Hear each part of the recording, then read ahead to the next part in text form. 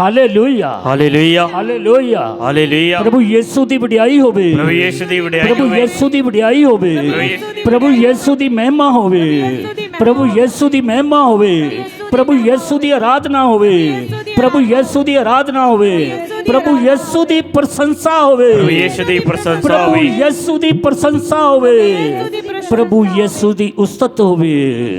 Hallelujah hallelujah hallelujah. Hallelujah. प्रभु यीशु दी बंदगी होवे, प्रभु यीशु दी बंदगी होवे। सो असी सारे अज प्रार्थना दे विच भाग लै रहे हैं।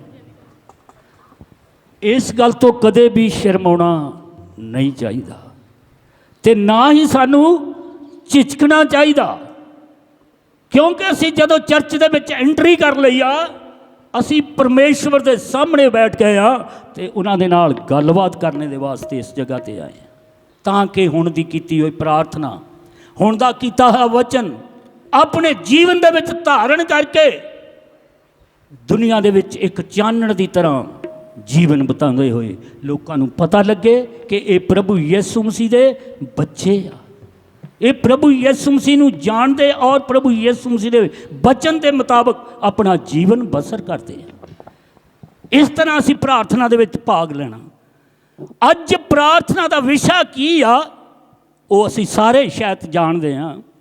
जब मैं चर्च के अंदर आया तो मैं आन के देखा फोटोआं लगियां, वो सारे कलीसिया के मैंबर जिन्हां दे विच मैं घरां दे विच भी जांदा सी और साडे नाल बहुत अच्छा बोलचाल प्यार परमेश्वर का वचन साझा करते। अज उन्हां दी याद सिर्फ उन्हां दी नहीं, उन्हां तो पहलां भी जिन्ने साडे दुनिया दे विच संत जिन्ने असी चर्च दे विच देखते हैं, किन्ने संत आ हेठले चर्च दे विच असी देखते हैं किन्ने संतां दे स्टैचू आ।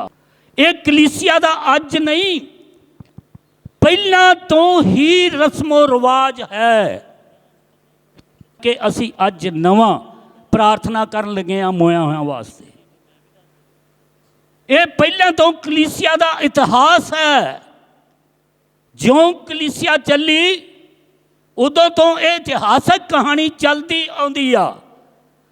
और ये की आ, एक रीति रिवाज भी है जिन्हों असी पूर्ण शक्ति दे नाल प्रार्थना करके चलांगे। इस रीति रिवाज दे विच सानू बहुत सारी आशीष मिलती आ।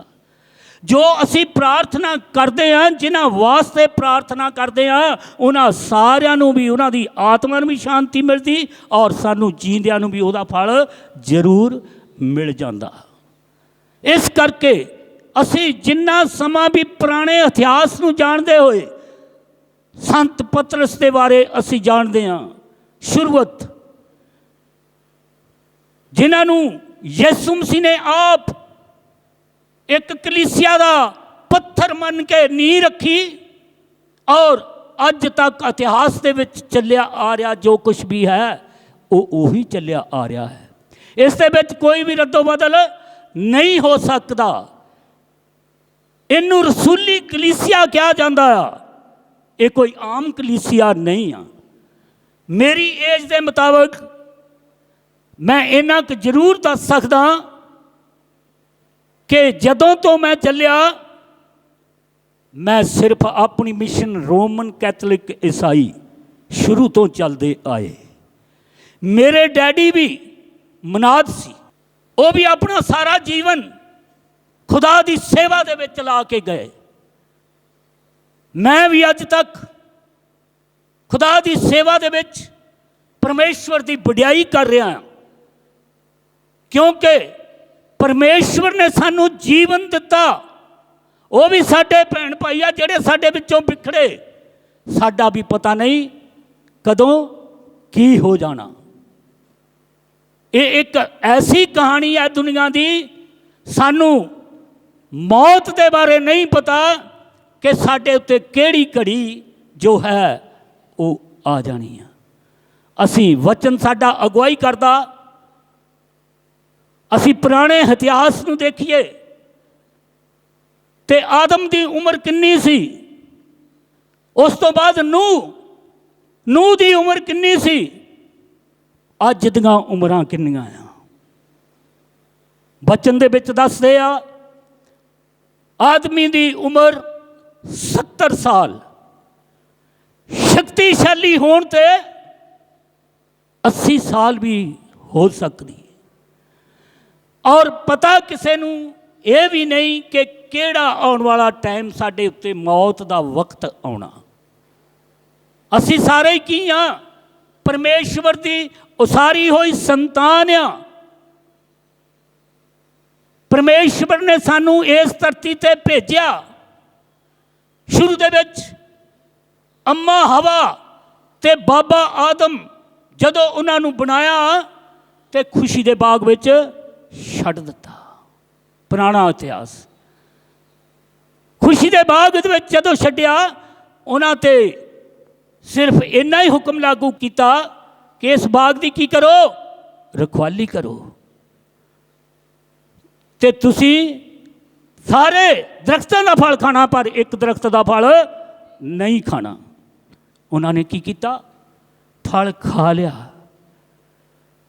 ਫਲ ਖਾਣ ਨਾਲ ਕੀ ਹੋਇਆ, ਫਲ ਖਾਣਾ ਕੋਈ ਗੁਨਾਹ ਨਹੀਂ ਆ। ਕੀ ਸੀ, ਖੁਦਾ ਦਾ ਹੁਕਮ ਸੀ, ਇਹ ਤੁਸੀਂ ਫਲ ਨਹੀਂ ਖਾਣਾ। ਉਹਨਾਂ ਨੇ ਖੁਦਾ ਦਾ ਹੁਕਮ ਤੋੜ ਦਿੱਤਾ ਤੇ ਕੀ ਹੋ ਗਿਆ, ਗੁਨਾਹ ਹੋ ਗਿਆ। ਉਹ ਗੁਨਾਹ ਹੋਣੇ ਦੇ ਨਾਲ ਇਸ ਧਰਤੀ ਦੇ ਉੱਤੇ ਦੁੱਖ ਬਿਮਾਰੀਆਂ ਆ ਗਈਆਂ,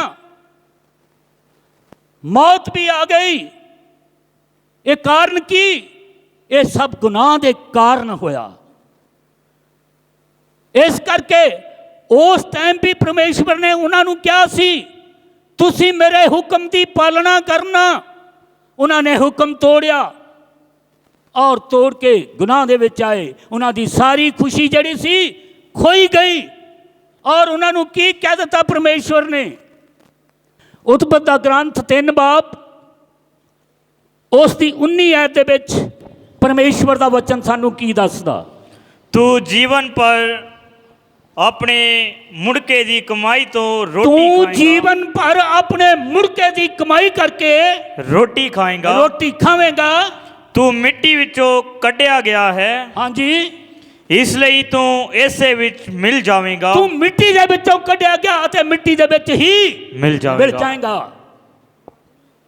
ਉਸ ਵੇਲੇ ਪਰਮੇਸ਼ਵਰ ਨੇ ਉਤਪਤੀ ਗ੍ਰੰਥ, ਪਹਿਲਾ ਇੱਕ ਗ੍ਰੰਥ, ਜਦੋਂ ਉਹਨਾਂ ਨੇ ਹੁਕਮ ਦੀ ਉਲੰਘਣਾ ਕਰ ਦਿੱਤੀ, ਉਸੇ ਵੇਲੇ ਹੀ ਪਰਮੇਸ਼ਵਰ ਨੇ ਕਹਿਤਾ ਤੂੰ ਮੇਰੇ ਖੁਸ਼ੀ ਦੇ ਬਾਗ ਵਿੱਚ ਰਹਿਣੇ ਦੇ ਯੋਗ ਨਹੀਂ ਰਿਹਾ।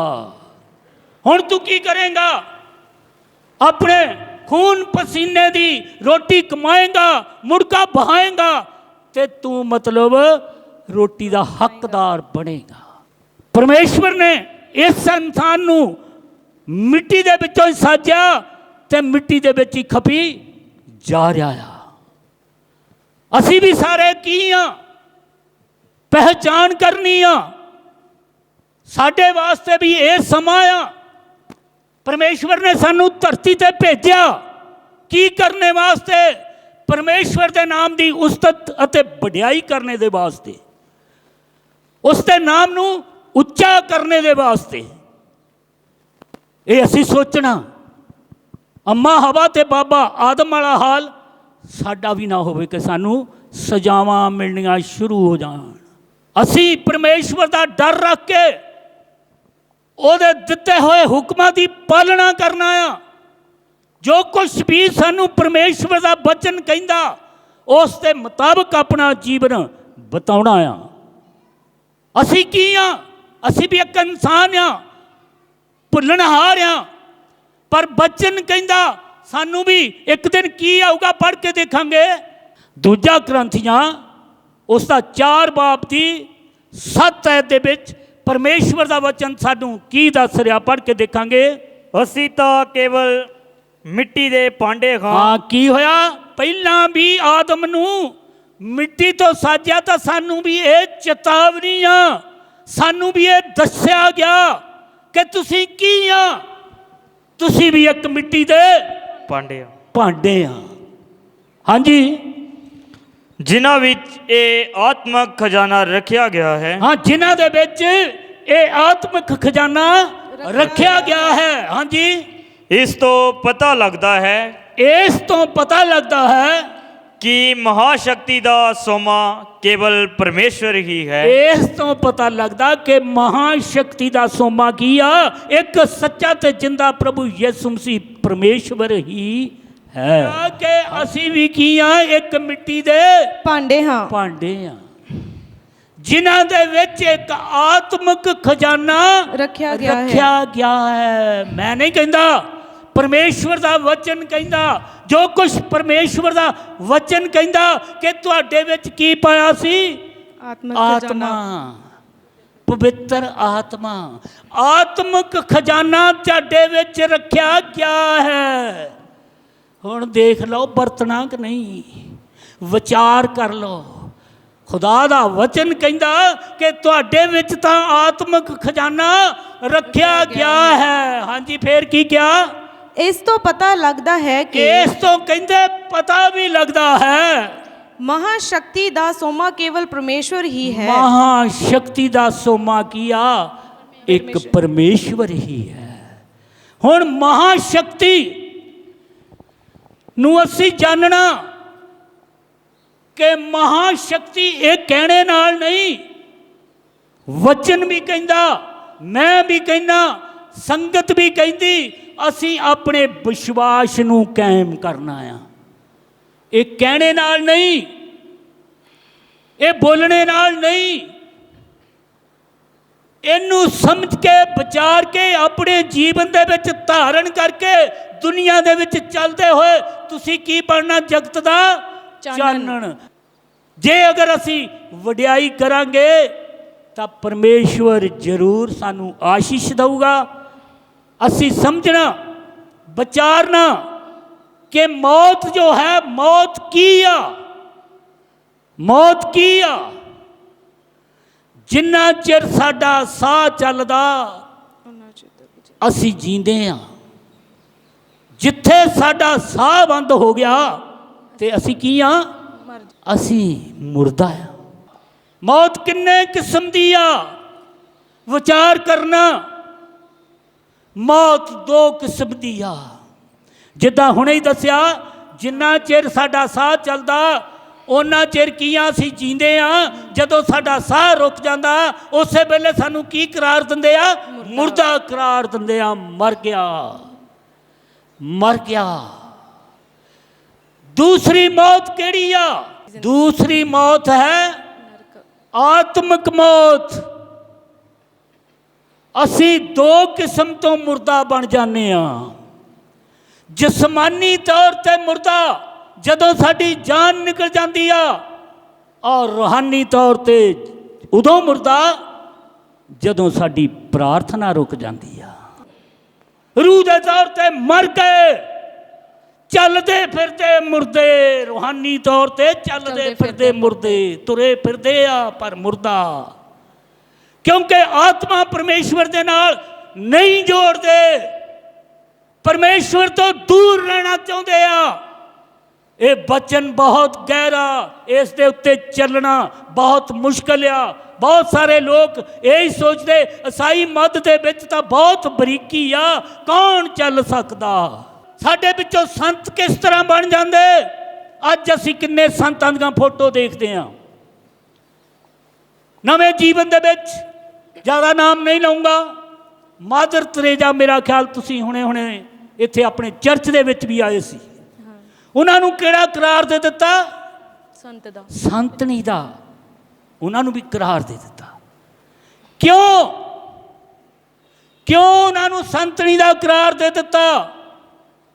ਕਿਉਂਕਿ ਜਿਸ ਵੇਲੇ ਇੱਕ ਕਲੀਸਿਆ ਦਾ ਕਾਨੂੰਨ ਆ, ਜਿੰਨਾ ਟਾਈਮ ਉਹ ਪ੍ਰਾਰਥਨਾ ਕਰਦਿਆਂ ਤੇ ਜੇ ਅਗਰ ਸੰਤਨੀ ਤਰੇਜਾ ਦੇ ਸਟੈਚੂ ਮੂਹਰੇ ਜਾ ਕੇ ਪ੍ਰਾਰਥਨਾ ਕਰਦਿਆਂ ਉਹਨਾਂ ਦਾ ਉਹ ਸੁਪਨਾ ਪੂਰਾ ਹੋ ਜਾਂਦਾ ਔਰ ਉਸ 'ਤੇ ਚਮਤਕਾਰ ਹੋ ਜਾਂਦਾ, ਉਸ ਵੇਲੇ ਸੰਤ ਦਾ ਚਮਤਕਾਰ ਹੁੰਦਾ ਤੇ ਫੇਰ ਜਾ ਕੇ ਉਹਨਾਂ ਨੂੰ ਸੰਤ ਦਾ ਰੂਪ ਦਿੱਤਾ ਜਾਂਦਾ।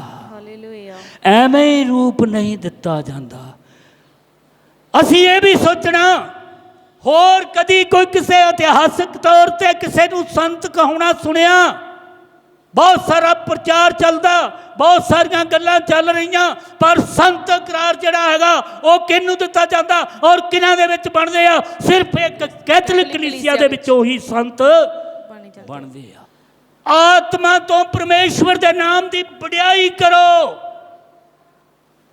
ਆਤਮਿਕ ਤੌਰ ਤੇ ਚੱਲਦੇ ਹੋਏ ਇਸ ਧਰਤੀ ਤੇ ਪਰਮੇਸ਼ਵਰ ਦੇ ਨਾਮ ਨੂੰ ਉੱਚਾ ਕਰਨ ਵਾਲੇ ਇੱਕ ਕ੍ਰਿਸਚੀਅਨ ਬਣੀਏ। ਹਾਲੇਲੂਇਆ। ਉਹਨੂੰ ਹੀ ਕਹਿੰਦੇ ਆ ਈਸਾਈ ਮਤ ਦੇ ਵਰਕਰ।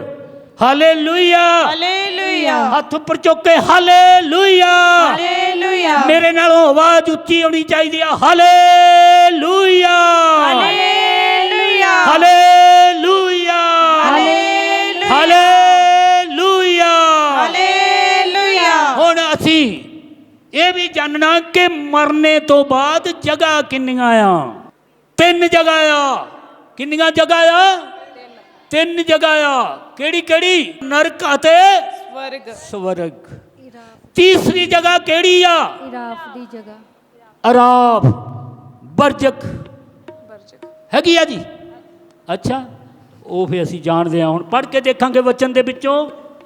ਪਰਮੇਸ਼ਵਰ ਦਾ ਵਚਨ ਵੀ ਇਸ ਦੇ ਬਾਰੇ ਅਗਵਾਈ ਕਰ ਰਿਹਾ ਆ। ਅਸੀਂ ਪੜ੍ਹ ਕੇ ਦੇਖਾਂਗੇ ਕਿ ਪਰਮੇਸ਼ਵਰ ਦਾ ਵਚਨ ਸਾਨੂੰ ਕੀ ਦੱਸ ਰਿਹਾ। ਸੰਤ ਯੋਹੰਨਾ ਦੀ ਅੰਜੀਲ 11 ਬਾਬ ਦੀ 25 ਆਇਤ ਪੜ੍ਹ ਕੇ ਦੇਖਾਂਗੇ। ਹਾਂਜੀ। ਯਿਸੂ ਨੇ ਉਸ ਨੂੰ ਅੱਗੋਂ ਕਿਹਾ। ਯਿਸੂ ਮਸੀਹ ਨੇ, ਜਿਹਨੂੰ ਵੀ ਸਵਾਲ ਕੀਤਾ, ਯਿਸੂ ਮਸੀਹ ਨੇ ਅੱਗੇ ਉੱਤਰ ਦਿੱਤਾ। ਕੀ ਕਿਹਾ? ਮੈਂ ਹੀ ਪੁਨਰ ਉਦਾਨ ਅਤੇ ਜੀਵਨ ਹਾਂ। ਮੈਂ ਹੀ ਪੁਨਰ ਸਥਾਨ, ਮੈਂ ਹੀ ਪੁਨਰ ਸਥਾਨ ਤੇ ਮੈਂ ਹੀ ਜੀਵਨ ਹਾਂ। ਹਾਂਜੀ।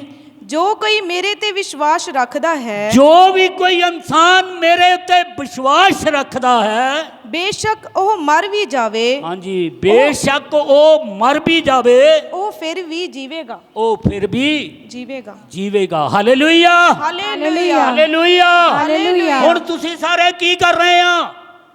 ਪਰਮੇਸ਼ਵਰ ਦਾ ਵਚਨ ਸੁਣ ਰਹੇ ਆ। ਸਾਡਾ ਵਿਸ਼ਵਾਸ ਹੈਗਾ, ਸਾਡਾ ਵਿਸ਼ਵਾਸ ਹੈਗਾ। ਹਾਂਜੀ। ਸ਼ਰਮਾਉਣਾ ਨਹੀਂ, ਸਾਡਾ ਵਿਸ਼ਵਾਸ ਹੈਗਾ। ਹਾਂਜੀ। ਉਹ ਫਿਰ ਬਚਨ ਨੇ ਕੀ ਦੱਸਿਆ? ਜੋ ਕੋਈ ਵਿਸ਼ਵਾਸ ਕਰੇ ਉਹ ਮਰੇਗਾ ਨਹੀਂ। ਕੀ ਹੋਊਗਾ? ਅਨੰਤ ਜੀਵਨ ਨੂੰ ਪ੍ਰਾਪਤ ਕਰੇਗਾ। ਹੁਣ ਸਾਨੂੰ ਸੋਚਣੇ ਵਾਲੀ ਗੱਲ ਆ, ਅਸੀਂ ਅਨੰਤ ਜੀਵਨ ਚਾਹੁੰਦੇ ਆ ਜਾਂ ਨਹੀਂ? ਬਰਜਖ ਬਾਰੇ ਦੱਸਿਆ। ਰਸੂਲਾਂ ਦੇ ਕਲਮੇ ਵਿੱਚ ਵੀ ਪੜ੍ਹਦੇ ਆ। ਯਿਸੂ ਮਸੀਹ ਵੀ ਬਰਜਖ ਦੇ ਵਿੱਚ ਗਏ। ਕੀ ਕਰਨੇ ਦੇ ਵਾਸਤੇ ਗਏ? ਹਾਂਜੀ। ਯਿਸੂ ਮਸੀਹ ਦੀ ਮੌਤ ਦੀ ਕੁਰਬਾਨੀ ਦੇ ਦੁਆਰਾ ਹੀ ਕੀ ਹੋਇਆ ਸੀ? ਮੁਕਤੀ ਮਿਲੇਗੀ। ਜਦੋਂ ਪ੍ਰਭੂ ਯਿਸੂ ਮਸੀਹ ਨੇ ਆਪਣੀ ਸਲੀਬੀ ਮੌਤ ਦੀ ਕੁਰਬਾਨੀ ਦਿੱਤੀ ਤੇ ਕੀ ਹੋਇਆ? ਹੈਕਲ ਦਾ ਪਰਦਾ ਫਟ ਗਿਆ ਤੇ ਸਵਰਗ ਦਾ ਦਰਵਾਜ਼ਾ ਖੁੱਲ ਗਿਆ। ਹਾਲੇਲੂਇਆ। ਪਹਿਲਾਂ ਸਵਰਗ ਦੇ ਦਰਵਾਜ਼ੇ ਨੂੰ ਕੀ ਸੀਗਾ? ਖੁੱਲਾ ਸੀ। ਅੱਛਾ, ਜੇ ਇਸ ਤਰ੍ਹਾਂ ਸੀ ਤੇ ਯਿਸੂ ਮਸੀਹ ਨੇ ਜਦੋਂ ਸਲੀਬੀ ਮੌਤ ਦੀ ਕੁਰਬਾਨੀ ਦਿੱਤੀ, ਆਪਣਾ ਕੀਮਤੀ ਖੂਨ ਸਲੀਬ ਦੇ ਉੱਤੇ ਡੋਲ ਦਿੱਤਾ, ਉਸ ਵੇਲੇ ਹੈਕਲ ਦਾ ਪਰਦਾ ਫਟ ਗਿਆ ਤੇ ਸਵਰਗ ਦਾ ਦਰਵਾਜ਼ਾ ਖੁੱਲ ਗਿਆ। ਬਰਜਖ ਵਿੱਚ ਜਾਣੇ ਦਾ ਮਤਲਬ ਕੀ ਹੋ ਗਿਆ? ਜਿੰਨੇ ਲੋਕ ਪੁਰਾਣੇ ਨੇਮ ਦੇ ਵਿੱਚ ਮਰੇ ਸੀ ਉਹ ਕਿੱਥੇ ਸੀ? ਸਵਰਗ ਦਾ ਦਰਵਾਜ਼ਾ ਖੁੱਲਾ ਨਹੀਂ। ਉਹ ਕਿੱਥੇ ਸੀ? ਮੂਸਾ ਵਰਗੇ ਜਿਨ੍ਹਾਂ ਦੇ ਨਾਲ ਪਰਮੇਸ਼ਵਰ ਆਪ ਗੱਲਾਂ ਕਰਦਾ ਹੁੰਦਾ ਸੀ, ਪਰ ਵਾਕਿਆ ਕੀ ਹੋਇਆ? ਮੂਸਾ ਡਰਿਆ ਮੌਤ ਤੋਂ ਤਾਂ ਮੌਤ ਅੱਗੇ ਖੜੀ। ਕੀ ਉਹ ਮਰਿਆ ਨਹੀਂ? ਮਰਨਾ ਪਿਆ। ਜਦੋਂ ਉਹ ਡਰਿਆ ਤਾਂ ਮੌਤ ਮੋਰੇ ਹੀ ਖੜੀ। ਉਹ ਵੀ ਕਿੱਥੇ ਸੀਗੇ ਉਸ ਵੇਲੇ? ਸਵਰਗ ਦਾ ਦਰਵਾਜ਼ਾ ਤਾਂ ਖੁੱਲਾ ਨਹੀਂ। ਉਹ ਕਿਹਨੇ ਖੋਲਿਆ? ਪ੍ਰਭੂ ਯਿਸੂ ਮਸੀਹ ਨੇ ਖੋਲਿਆ। ਜਦੋਂ ਪ੍ਰਭੂ ਯਿਸੂ ਮਸੀਹ ਨੇ ਇਸ ਕੁਰਬਾਨੀ ਦੇ ਨਾਲ ਆਪਣਾ ਕੀਮਤੀ ਖੂਨ ਡੋਲ ਕੇ ਸਵਰਗ ਦਾ ਦਰਵਾਜ਼ਾ ਖੋਲ ਦਿੱਤਾ। ਉਸੇ ਵੇਲੇ ਸਾਰਿਆਂ ਨੂੰ ਕਿਹਾ ਹੁਣ ਮੈਂ ਨਾਲ ਲੈ ਕੇ ਜਾਊਂਗਾ। Hallelujah, hallelujah hallelujah, hallelujah hallelujah. Hallelujah ਜਦੋਂ ਸਾਡੇ ਵਿੱਚ ਇਦਾਂ ਦੀ ਜਜ਼ਬਾਤ ਦੀ ਗੱਲ ਆਉਂਦੀ ਆ ਤਾਂ ਆਟੋਮੈਟਿਕ ਸਾਡੇ ਮੂੰਹ ਦੇ ਵਿੱਚੋਂ ਪਰਮੇਸ਼ਵਰ ਦੀ ਵਡਿਆਈ ਕਰਨੇ ਨੂੰ ਆਟੋਮੈਟਿਕ ਹੀ ਪਰਮੇਸ਼ਵਰ ਦੀ ਵਡਿਆਈ ਕਰਨੇ ਨੂੰ ਜੀ ਕਰਦਾ। ਉਸ ਵੇਲੇ ਉੱਚੀ ਆਵਾਜ਼ ਦੇ ਨਾਲ ਬੋਲੋ hallelujah, hallelujah hallelujah, hallelujah hallelujah, hallelujah. ਹੁਣ ਅਸੀਂ ਦੇਖਾਂਗੇ ਬਚਨ ਦੇ ਮੁਤਾਬਕ ਜਦ ਅਸੀਂ ਇਹਨਾਂ ਜਗ੍ਹਾ ਨੂੰ ਦੇਖ ਲਿਆ, ਹੁਣ ਅਸੀਂ ਜਾਵਾਂਗੇ ਇਸ ਪਾਸੇ ਬਰਜਖ ਵਿੱਚ ਗਏ ਔਰ ਜਿਹੜੇ ਬੱਚੇ ਜਿਨ੍ਹਾਂ ਦਾ ਅਸੀਂ ਬਪਤਿਸਮਾ ਨਹੀਂ ਕਰਾਉਂਦੇ ਉਹਨਾਂ ਦੇ ਉੱਤੇ ਕੋਈ ਗੁਨਾਹ ਹੈਗਾ ਜਾਂ ਨਹੀਂ? ਪਹਿਲਾਂ ਹਾਂ ਜਾਂ ਨਾ। ਭਈ ਜਿੰਨਾ ਚਿਰ ਉਹਨੂੰ ਪਤਾ ਨਹੀਂ ਕਿ ਬਪਤਿਸਮਾ ਕੀ ਆ ਤੇ ਉਹਨੂੰ ਬਪਤਿਸਮਾ ਕਿਉਂ ਦੇਣਾ, ਜਦੋਂ ਉਹਨੂੰ ਪਤਾ ਲੱਗੂ ਉਸ ਵੇਲੇ ਹੀ ਬਪਤਿਸਮਾ ਦੇਣਾ ਚਾਹੀਦਾ। ਪਰ ਵਚਨ ਕਹਿੰਦਾ ਇਹ ਸਾਨੂੰ ਪਤਾ ਲੱਗ ਗਿਆ, ਅੰਮਾ ਹਵਾ ਤੇ ਬਾਬਾ ਆਦਮ ਨੇ ਗੁਨਾਹ ਕੀਤਾ, ਉਦੋਂ ਤੋਂ ਲੈ ਕੇ ਇੱਕ ਗੁਨਾਹ ਐਸਾ ਆ ਉਹਦਾ ਨਾਮ ਵੀ ਆ, ਉਹ ਗੁਨਾਹ ਬੱਚੇ ਦੇ ਸਿਰ ਤੇ ਆ। ਉਹ ਕਿਹੜਾ ਗੁਨਾਹ? ਬਜ਼ੁਰਗਾਂ ਦਾ ਗੁਨਾਹ, ਵੱਡਿਆਂ ਦਾ ਨਹੀਂ ਜੀ, ਉਸ ਗੁਨਾਹ ਦਾ ਨਾਂ ਕੀ ਆ? ਮਰੂਸੀ ਗੁਨਾਹ। ਕਿਹੜਾ ਗੁਨਾਹ? ਮਰੂਸੀ ਗੁਨਾਹ। ਅੰਮਾ ਹਵਾ ਤੇ ਬਾਬਾ ਆਦਮ ਦਾ ਕੀਤਾ ਹੋਇਆ ਪੀੜ੍ਹੀਆਂ ਪਰ ਪੀੜ੍ਹੀ ਸਾਡੇ ਉੱਤੇ ਠੇਸਿਆ ਗਿਆ। ਜਦੋਂ ਬੱਚਾ ਜਨਮ ਲੈਂਦਾ ਉਸ ਵੇਲੇ ਉਹਦੇ ਸਿਰ ਤੇ ਉਹੀ ਗੁਨਾਹ ਹੈ। ਜੇ ਅਗਰ ਅਸੀਂ ਬੱਚੇ ਨੂੰ ਬਪਤਿਸਮਾ ਨਹੀਂ ਕਰਾਉਂਦੇ ਤੇ ਜ਼ਿੰਮੇਵਾਰ ਕੌਣ ਆ ਬੱਚੇ ਦਾ? माँ बाप ਹਾਂ ਉੱਚੀ ਆਵਾਜ਼ ਦੇ ਨਾਲ। माँ बाप ਬੱਚੇ ਦਾ ਜ਼ਿੰਮੇਵਾਰ ਮਾਂ ਅਤੇ ਬਾਪ ਆ। ਉਹਨਾਂ ਨੂੰ ਪਤਾ ਕਿ ਇਸ ਬੱਚੇ ਦੇ ਸਿਰ ਇਹ ਮਰੂਸੀ ਗੁਨਾਹ ਹੈ, ਮੈਂ ਇਹਦਾ ਬਪਤਿਸਮਾ ਕਰਾਵਾਂ। ਅਗਰ ਇਸ ਤਰ੍ਹਾਂ ਹੋਵੇ ਕਿ ਉਹ ਬੱਚਾ ਕਿਸੇ ਤਰ੍ਹਾਂ ਉਹਦੀ ਮੌਤ ਹੋ ਜਾਵੇ, ਉਹ ਕਿੱਥੇ ਜਾਊਗਾ? ਆਵਾਜ਼, ਉਹ ਬੱਚਾ ਕਿੱਥੇ ਜਾਊਗਾ? ਜੇ ਅਗਰ ਉਹਦੀ ਮੌਤ ਹੋ ਜਾਵੇ ਤੇ ਉਹ ਬੱਚਾ ਕਿੱਥੇ ਜਾਊਗਾ? ਅਸੀਂ ਕਹਿੰਦੇ ਉਹ ਤਾਂ ਕੋਈ ਗੁਨਾਹ ਹੀ ਨਹੀਂ ਕਰਦਾ, ਉਹਨੂੰ ਗੁਨਾਹ ਦੇ ਬਾਰੇ ਕੋਈ ਨੌਲੇਜ ਨਹੀਂ ਆ, ਉਹ ਨਹੀਂ ਜਾਣਦਾ ਗੁਨਾਹ ਕੀ ਹੁੰਦਾ। ਪਰ ਮਾਂ ਬਾਪ ਜਾਣਦਾ ਕਿ ਇਹਦੇ ਸਿਰ ਇੱਕ ਮਰੂਸੀ ਗੁਨਾਹ ਹੈ। ਉਸ ਗੁਨਾਹ ਦੇ ਵਿੱਚ ਮਰਨ ਵਾਲਾ ਬੱਚਾ ਕਿੱਥੇ ਜਾਊਗਾ? इराफ च ਉਹ ਵੀ ਅਰਾਫ ਦੇ ਵਿੱਚ ਹੀ ਜਾਊਗਾ। ਇਸ ਕਰਕੇ ਜੇ ਅਗਰ ਮਾਂ ਤੇ ਬਾਪ ਉਹਨੂੰ ਗੁਨਾਹ ਤੋਂ ਮੁਕਤ ਨਹੀਂ ਕਰਾਉਂਦੇ, ਉਹਨੂੰ ਬਪਤਿਸਮਾ ਨਹੀਂ ਕਰਾਉਂਦੇ, ਤੇ ਉਸ ਵੇਲੇ ਖੁਦਾ ਦੇ ਵਚਨ ਵਿੱਚ ਲਿਖਿਆ ਜਾਣ ਬੁੱਝ ਕੇ ਖੁਦਾ ਦਾ ਹੁਕਮ ਤੋੜਨਾ ਕੀ ਆ? ਗੁਨਾਹ ਹੀ ਨਹੀਂ। ਥੋੜਾ ਜਿਹਾ ਹੋਰ ਵਧਾਓ ਇਹਨੂੰ। ਇੱਕ ਹੁੰਦਾ ਗੁੱਡ, ਇਹ ਕੀ ਆ? Very good. ਇੱਕ ਹੁੰਦਾ ਗੁੱਡ, ਇੱਕ ਹੁੰਦਾ ਵੈਰੀ ਗੁੱਡ। ਇਹ ਜਾਣ ਬੁੱਝ ਕੇ ਖੁਦਾ ਦਾ ਹੁਕਮ ਤੋੜਨੇ ਦੇ ਨਾਲ ਵੱਡਾ ਗੁਨਾਹ ਹੁੰਦਾ ਆ। ਇੱਕ ਤਾਂ ਉੱਦਾਂ ਹੀ ਤੋੜਦੇ ਆ, ਇੱਕ ਜਾਣ ਬੁੱਝ ਕੇ ਤੋੜਦੇ ਆ। ਅਸੀਂ ਜਾਣਦੇ ਵੀ ਹਾਂ ਕਿ ਇਹ ਗੁਨਾਹ ਹੈ, ਪਰ ਫਿਰ ਵੀ ਅਸੀਂ ਉਹਨਾਂ ਬੱਚਿਆਂ ਦਾ ਬਪਤਿਸਮਾ ਨਹੀਂ ਕਰਾਉਂਦੇ। ਜੇ ਅਗਰ ਨਹੀਂ ਕਰਾਉਂਦੇ ਤਾਂ ਉਹਦਾ ਜ਼ਿੰਮੇਵਾਰ ਕੌਣ ਆ? ਮਾਂ ਅਤੇ ਬਾਪ। ਮਾਂ ਬਾਪ ਇੱਕ ਵੱਡਾ ਗੁਨਾਹ ਕਰ ਰਹੇ ਆ। ਉਹਨਾਂ ਨੂੰ ਪਤਾ ਹੈ ਤੇ ਇਸ ਬੱਚੇ ਦੇ ਸਿਰ ਅੰਮਾ ਹਵਾ ਤੇ ਬਾਬਾ ਆਦਮ ਤੋਂ ਚੱਲ ਰਿਹਾ ਪੀੜ੍ਹੀ ਪੀੜ੍ਹੀ ਇਹ ਮਰੂਸੀ ਗੁਨਾਹ ਦੀ ਸ਼ਕਲ ਦੇ ਵਿੱਚ ਜਨਮ ਲੈਂਦਾ। ਇਸ ਕਰਕੇ ਸਾਨੂੰ ਬੱਚੇ ਦਾ ਬਪਤਿਸਮਾ ਕਰਾਉਣਾ ਵੀ ਬਹੁਤ ਜ਼ਰੂਰੀ ਆ। ਹੁਣੇ ਕੀ ਆਇਤ ਪੜ੍ਹ ਕੇ ਹਟੇ ਸੀ? ਯੀਸ਼ੂ ਨੇ ਉਹਨਾਂ ਨੂੰ ਅੱਗੇ ਕਿਹਾ, ਹਾਂ, ਮੈਂ ਹੀ ਪੁਨਰ ਉਥਾਨ ਅਤੇ ਜੀਵਨ ਹਾਂ। ਮੈਂ ਹੀ ਪੁਨਰ ਸਥਾਨ ਅਤੇ ਮੈਂ ਹੀ ਜੀਵਨ ਹਾਂ। ਜੀਵਨ ਹਾਂ।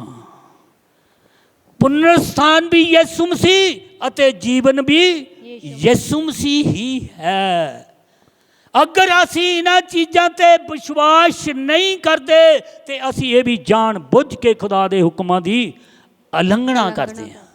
ਖੁਦਾ ਦੇ ਹੁਕਮਾਂ ਨੂੰ ਨਹੀਂ ਜਾਣਦੇ ਖੁਦਾ ਦੇ ਹੁਕਮਾਂ ਨੂੰ ਤੋੜ ਕੇ ਉਹ ਬੱਚੇ ਸਿਰ ਤਾਂ ਗੁਨਾਹ ਹੈ, ਮਾਂ-ਬਾਪ ਬੱਚੇ ਦੇ ਬਦਲੇ ਆਪਣੇ ਉੱਤੇ ਵੀ ਗੁਨਾਹ ਲੈ ਰਿਹਾ, ਕਿਉਂਕਿ ਜਾਣ ਬੁੱਝ ਕੇ ਉਹਦਾ ਬਪਤਿਸਮਾ ਨਹੀਂ ਕਰਾਉਂਦਾ। ਸਾਨੂੰ ਬਪਤਿਸਮਾ ਕਰਾ ਲੈਣਾ ਚਾਹੀਦਾ ਆ। ਹੁਣ ਅਸੀਂ ਸਾਰੇ ਸ਼ਬਦ ਜ਼ਬੂਰ ਜੋ ਵੀ ਆਤਮਾ ਗਵਾਹੀ ਕਰਦਾ ਸਮੇਂ ਦੇ ਮੁਤਾਬਕ ਬੋਲ ਸਕਦੇ ਹਾਂ, ਤੇ ਗੁੱਡਵਿਲ ਨਹੀਂ ਤਾਂ ਜਿਹੜਾ ਵੀ ਤੁਹਾਨੂੰ ਚੰਗਾ ਲੱਗਦਾ ਬੋਲ ਸਕਦੇ ਆ। ਔਰ ਮੈਂ ਇਹ ਜ਼ਰੂਰ ਕਹੂੰਗਾ, ਸੰਗਤ ਦੀ ਆਵਾਜ਼ ਆਵੇ, ਤਾੜੀ ਦੀ ਆਵਾਜ਼ ਆਵੇ। ਅਸੀਂ ਜਦੋਂ ਆ ਬਚਨ ਕਰਦੇ ਆ, ਹੁਣ ਇਸ ਵੇਲੇ ਜਿਸ ਵੇਲੇ ਪਰਮੇਸ਼ਵਰ ਦੇ ਵਚਨ ਨੇ ਕਿਹਾ, ਸੰਤ ਮੱਤੀ ਦੀ ਅੰਜੀਲ 18:19 ਦੇ ਵਿੱਚ ਦੱਸਿਆ, ਕੀ ਦੱਸਿਆ? ਜਿੱਥੇ 2 ਜਾਂ 3 ਮਿਲ ਕੇ ਮੇਰੇ ਨਾਮ ਦੀ ਉਸਤਤ ਤੇ ਵਡਿਆਈ ਕਰਦੇ, ਮੈਂ ਉਸ ਜਗ੍ਹਾ ਤੇ ਹਾਜ਼ਰ ਹੁੰਦਾ। ਇਸ ਟਾਈਮ ਤਾਂ ਅਸੀਂ ਹੈ ਹੀ ਪਰਮੇਸ਼ਵਰ ਦੇ ਹੈਕਲ ਦੇ ਵਿੱਚ, ਘਰ ਦੇ ਵਿੱਚ। ਪੂਰਨ ਵਿਸ਼ਵਾਸ ਕਰਕੇ ਕਿ ਪ੍ਰਭੂ ਯਿਸੂ ਮਸੀਹ ਇਸ ਟਾਈਮ ਸਾਡੇ ਦਰਮਿਆਨ ਹੈ, ਸਾਡੇ ਵਿਚਕਾਰ ਹੈ, ਸਾਡੀ ਆਵਾਜ਼ ਨੂੰ ਸੁਣ ਰਿਹਾ ਹੈ। ਮੰਗ ਲਓ, ਮੰਗ ਲਓ। ਪ੍ਰਭੂ ਯਿਸੂ ਮਸੀਹ ਨੇ ਆਵਾਜ਼ ਦੇ ਕੇ ਦੱਸਿਆ, ਭਾਰ ਦੇ ਨਾਲ ਥੱਕੇ ਤੇ ਬੋਝ ਦੇ ਨਾਲ ਦਬੇ ਹੋਏ ਲੋਕੋ, ਮੇਰੇ ਕੋਲ ਆਓ ਤੇ ਮੈਂ ਤੁਹਾਨੂੰ ਆਰਾਮ ਦਿਆਂਗਾ, ਆਰਾਮ ਦੇਵਾਂਗਾ। ਆਪੋ ਆਪਣੀਆਂ ਮੰਗਾਂ, ਆਪੋ ਆਪਣੀਆਂ ਜ਼ਰੂਰਤਾਂ, ਤੇ ਖਾਸ ਕਰਕੇ ਸਾਡੇ ਵਿੱਚੋਂ ਵਿਖੜੇ ਕੋਈ ਮਾਂ, ਕੋਈ ਬਾਪ, ਕੋਈ ਬੱਚਾ, ਕੋਈ ਬਜ਼ੁਰਗ, ਕੁਛ ਵੀ ਹੈ, ਉਹਨਾਂ ਦੀ ਆਤਮਾ ਦੀ ਸ਼ਾਂਤੀ ਵਾਸਤੇ ਵੀ ਪ੍ਰਾਰਥਨਾ ਜ਼ਰੂਰ ਕਰੋ। ਉਹਨਾਂ ਦੀਆਂ ਆਤਮਾਵਾਂ ਨੂੰ ਪ੍ਰਭੂ ਯਿਸੂ ਦੇ ਕਦਮਾਂ ਦੇ ਵਿੱਚ ਰੱਖ ਦੇਵੋ। ਇਸ ਧਰਤੀ ਤੇ ਰਹਿੰਦਿਆਂ ਹੋਇਆਂ ਅਗਰ ਸਾਡੇ ਵਿੱਚ ਕੋਈ ਗੁਨਾਹ ਨਹੀਂ ਆ ਤੇ ਅਸੀਂ ਖੁਦਾ ਆ, ਅਸੀਂ ਖੁਦਾ ਨਹੀਂ ਆ। ਸਾਡੇ ਸਾਰਿਆਂ ਦੇ ਵਿੱਚ ਛੋਟੇ ਛੋਟੇ ਗੁਨਾਹ ਆਉਂਦੇ ਆ। ਉਹਨਾਂ ਦੀ ਗੁਨਾਹੀ, ਉਹਨਾਂ ਦੇ ਗੁਨਾਹਾਂ ਦੇ ਵਿੱਚ ਉਹਨਾਂ ਦੇ ਨਾਲ ਗੱਲਬਾਤ ਕਰਕੇ ਪਰਮੇਸ਼ਵਰ ਦੇ ਨਾਲ ਗੁਨਾਹਾਂ ਦੀ ਮਾਫੀ ਮੰਗੀਏ ਕਿ हे ਪਿਤਾ ਪਰਮੇਸ਼ਵਰ, ਇਸ ਧਰਤੀ ਤੇ ਰਹਿੰਦਿਆਂ ਹੋਇਆ ਜੇ ਅਗਰ ਇਹਨਾਂ ਦੇ ਕੋਲੋਂ ਕੋਈ ਗਲਤੀ ਗੁਨਾਹ ਹੋਇਆ, ਇਹਨਾਂ ਨੂੰ ਮਾਫ ਕਰਕੇ ਤੇ ਆਪਣੇ ਸਵਰਗ ਦੂਤਾਂ ਦੇ ਵਿੱਚ, ਆਪਣੇ ਪਵਿੱਤਰ ਲੋਕਾਂ ਦੇ ਵਿੱਚ, ਆਪਣੇ ਪਾਕ ਸੰਤਾਂ ਦੇ ਵਿੱਚ, ਆਪਣੇ ਮੁਕੱਦਸ ਹੱਥਾਂ ਦੇ ਸਾਏ ਥੱਲੇ।